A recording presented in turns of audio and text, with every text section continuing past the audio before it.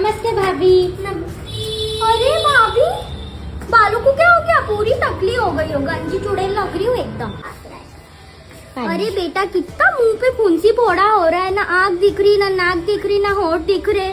मुंह पे फोड़े कि फोड़े में मुंह है? पानी कड़वा लग रहा है, नर्मदा का नहीं है? अब ठीक है भैया आप। हमारे उधर भी सेम एक का ऐसा ही एक्सीडेंट हुआ था पूरा। अच्छा, वो ठीक हो गए क्या आंटी? हाँ हो गए ना ठीक। पैर काटा उनका, पर अभी ठीक।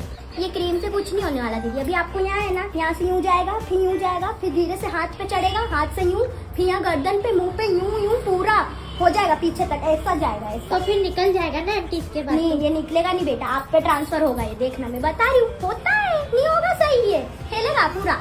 चलो जाती हूँ भाभी, है ना? आइएगा आंटी। बेटा कुछ क्रीम लगा ले यहाँ डार्क सर्कलों पे, अभी तो यहाँ थोड़े टाइम में यहाँ होंगे, काली हो जाएगी पूरी। ठीक है, बाय आंटी।